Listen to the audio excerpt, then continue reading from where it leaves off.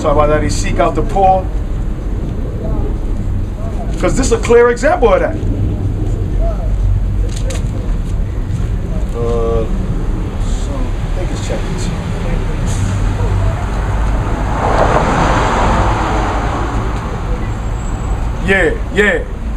Yeah. Just start at verse 1. Yeah, that's it. Psalms 10 and 1. Yeah. Why standest thou afar off? O Lord. Oil change his oil. Whoa. We need an oil change, so seriously. Blow. Yeah, That thing gonna blow. yeah, he's done. Yeah, you need to change that oil, man. Why you ride like that?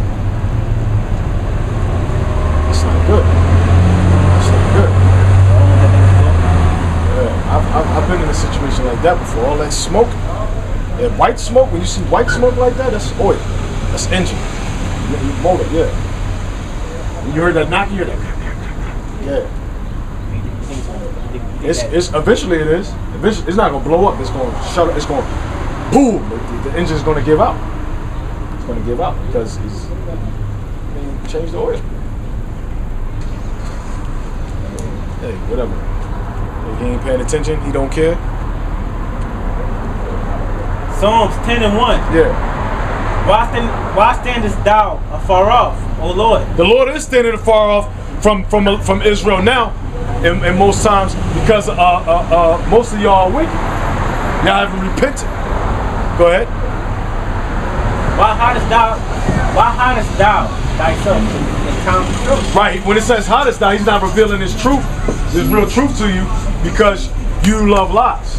You know what I'm saying? You don't want the truth. Go ahead. The wicked in his pride don't persecute the poor. See, now the wicked, we established this, the so-called white man, he persecutes the poor. He slays you, kills you, throws you in prison, puts you in the hood, infects your neighborhood with drugs and disease. He persecute the poor. Alright? And Jake is poor. They're not in a position of influence. Though they're the biggest consumers in the world, they're not in a position of influence, of political influence. Let me just say it like that. We do influence other nations, culturally, in fashion, language and all that, because we the salt of the earth. But I mean, as far as being like leadership, rulership, nah, we ain't like that. Go ahead. Let them be taken in the devices that they have imagined. See? And the devices that they imagine. See, the white man's greatest device is war. Weapon of war is the sword. He's going to be taken in that too. Just like he been taken up by his own system. He enslaved his own system. Yup. He's going to be enslaved by that own thing. He's going to be destroyed by his own devices. Yeah. It's going to take him down. For the wicked boasteth of his heart's desire. Yup. And blesseth the covenant. Blesses the covetous whom the Lord abhorred. Right, the covetous. Those who seek after things that don't belong to them. Who lust with a unrighteous desire after other things that don't belong to them. That they have no right to. Like our birthright, like our heritage. They coveted that to this day. They want to be us, but they hate us. And they want to take what doesn't belong to them. What the Lord did not ordain for them to have. Read on. The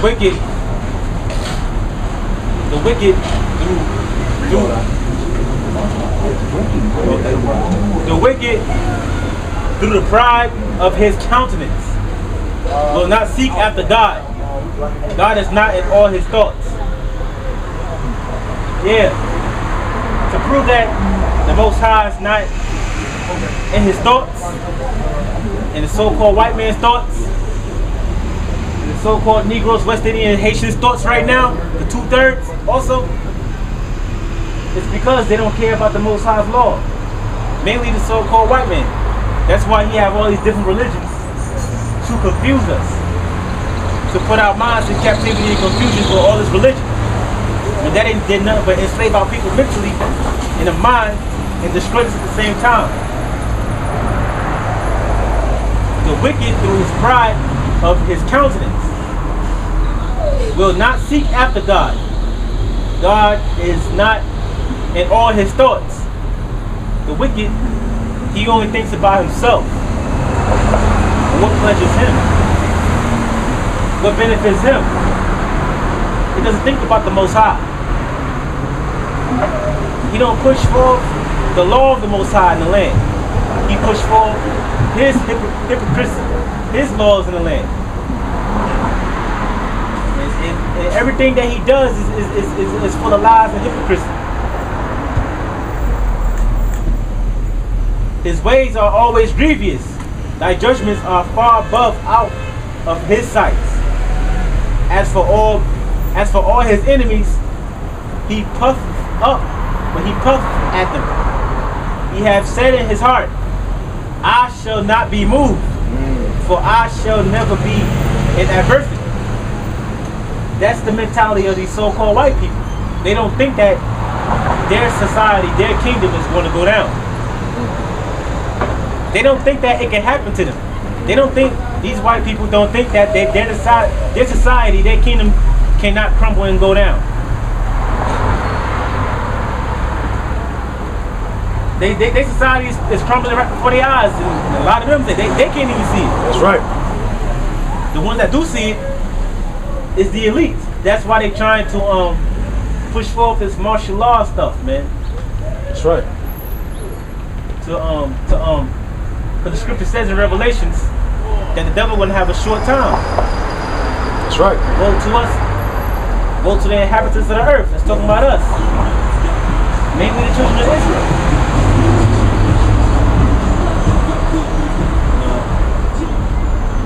He has said in his heart, I shall not be moved, for I shall never be in adversity. His mouth is full of cursing and deceit and fraud. Deceit and fraud. Constantly fraudulent information, constant deceit, lies. That's what I said. This land has no truth. And those who run this land, they don't base it on no truth. They don't even make decisions in truth. All of their decisions are based in deception. Deceiving the masses. Leading you to believe one thing, whether they get you emotionally, whether they pull you financially, however they pull you historically, they want you to lean one way, but they have a whole nother agenda. A whole nother agenda about what they're trying to accomplish. You know? There's no truth in this land at all. Absolutely none. This is why America is going to be destroyed. It's constantly falling. Go ahead, Al. Nahum, chapter 3 and verse 1. Woe to the bloody city. It is all full of lies and robbery. See, this land is the bloody city. America's that bloody city. All right, how was it obtained? Through murder, through warfare, through theft, through lies. All right. So this is that bloody city, and woe means destruction. Goes back to the Hebrew for destruction. All right. So destruction is going to come upon this place. All right. For the wickedness, for the atrocities, for what they've done to the Negroes for 400, almost 500 years. It's ridiculous, man. They have to pay that price, man. Some more.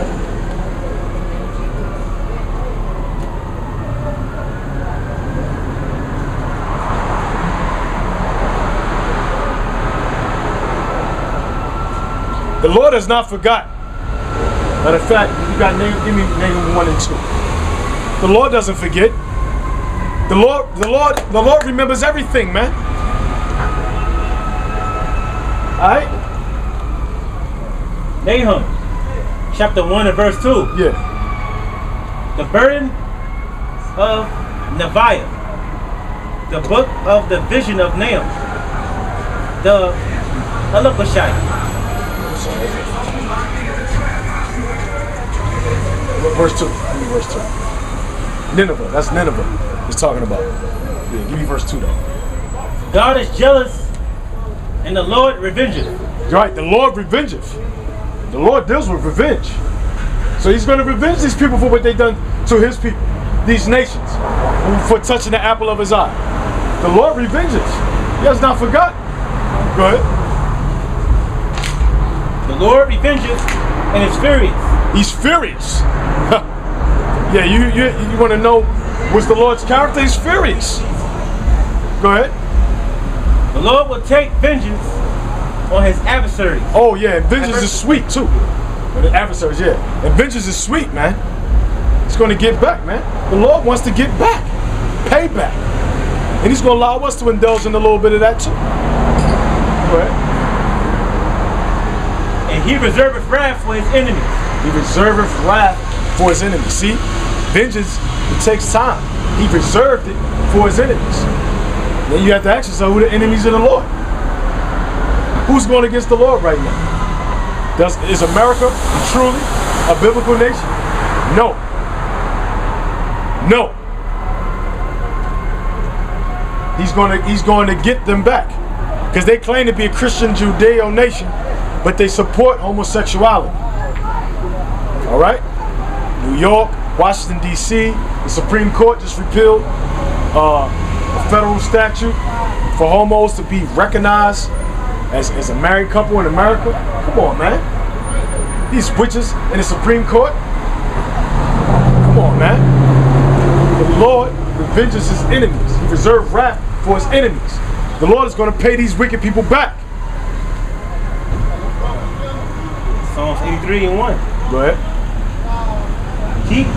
Keep not thou silence, O God. Hold not thy peace, and be not still, O God. For lo, thine enemies make a tumult, and they that hate thee have lifted up the head. Right? They have spoken crafty counsel against thy people. They spoken crafty counsel. Like the United Nations, like the EU, all those conventions they have, Bilderbergers, all the secret societies and secret conventions and events they have against their people. Go ahead. And consulted against the souls. And consulted against thy hidden ones. Right. The hidden ones are Israel. They have said, come and let us cut them off from being a nation. See, they cut us off from being a nation. That's why you don't know your nationality. That's why you don't know who you are. Because they cut us off from being a nation. Go ahead.